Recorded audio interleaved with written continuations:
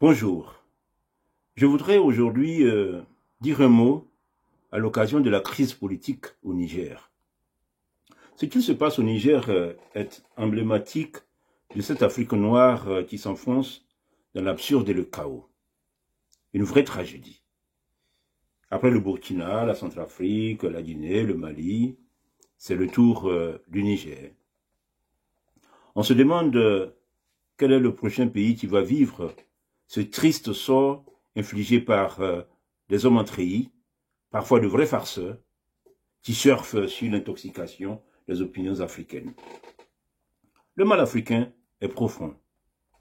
La situation africaine est beaucoup plus grave qu'il n'y paraît, et une telle tragédie est forcément l'effet de plusieurs causes combinées, mais il y en a une qui me semble fondamentale. L'intoxication intellectuelle et mentale du monde noir. Pour mettre fin à cette catastrophe, il faut dénoncer avec vigueur les mensonges instillés aux opinions africaines depuis plus d'un demi-siècle maintenant. Il y en a beaucoup de mensonges, mais il y en a trois principaux.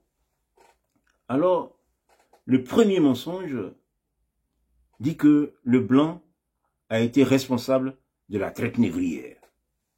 En réalité, la vente d'esclaves noirs, en interne comme à l'international, a commencé des siècles avant que le blanc n'arrive en Afrique noire et s'est poursuivi après l'interdiction de la traite atlantique par le blanc. Mieux, c'est le blanc qui va se battre pendant tout le 19e siècle sur le sol africain pour arrêter le trafic des esclaves et libérer une majorité des populations des jougs des potentats locaux esclavagistes.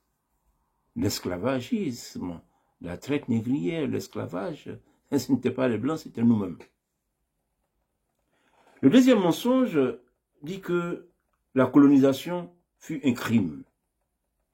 En réalité, avec une adhésion majoritaire des populations africaines et leur implication, la colonisation transforme l'Afrique noire en quelques décennies.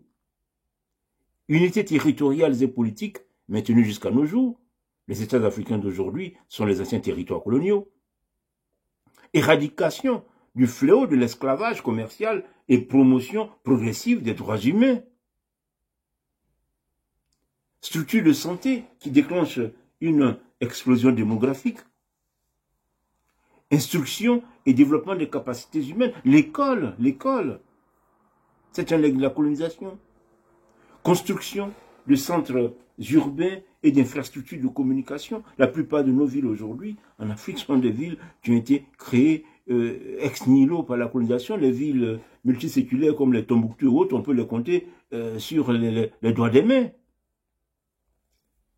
Insertion dans l'économie mondiale moderne avec une croissance phénoménale. En Côte d'Ivoire, comme dans beaucoup de pays, nous avons le café cacao, on est fiers de notre richesse du café cacao. Mais le café cacao, vous le connaissiez où? C'est le blanc qui est venu, qui a dit, bon, plante ça, ça rapporte de l'argent, ça peut donner des ressources. Et voilà, nous avons été insérés dans l'économie mondiale.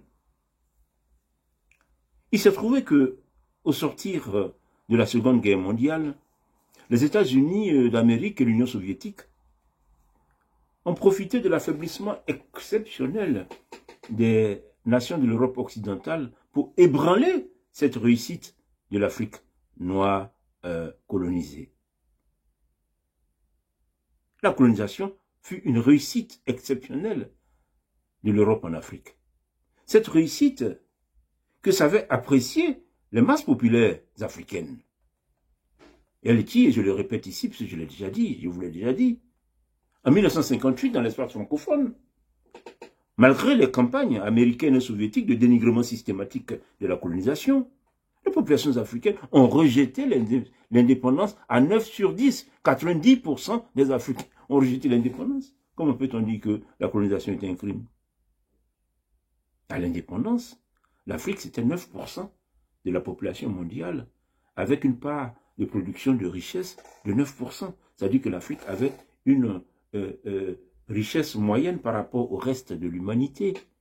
Aujourd'hui, alors que nous sommes près de 20% de la population mondiale, nous ne représentons que 2% des richesses produites. C'est l'Afrique indépendante qui s'est appauvrie.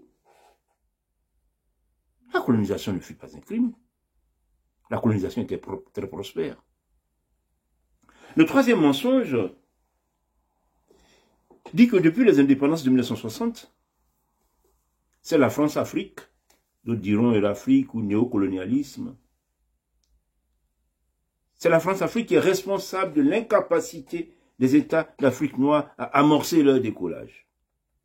En réalité, ce sont les insuffisances en matière de civisme et de sens de l'intérêt général des élites locales qui condamnent les masses africaines à la misère. Ouvrons les yeux sur la réalité de la majorité de nos pays. Il y a la corruption partout, du haut cadre au petit commis de bureau. Chacun à son poste doit brouter. Nous devons redonner du sens à nos sociétés africaines. Nous devons retrouver de la raison, de la dignité. Les sociétés noires, pour se redresser, ont besoin de pratiquer des vertus. Oui, ce n'est pas de gros mots, pratiquer des vertus.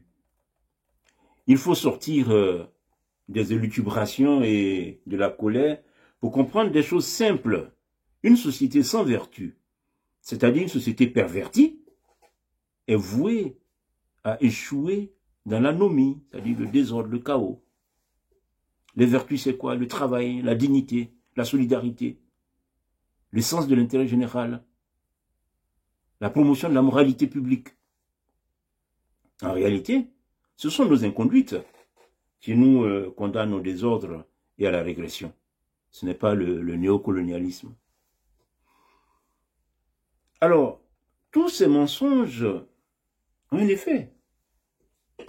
Ces mensonges répétés, un roue libre, depuis des décennies, ont produit des générations de prétendus intellectuels noirs, incapables de la moindre autocritique, pour qui les autres sont toujours les seuls responsables de tous les malheurs des Noirs.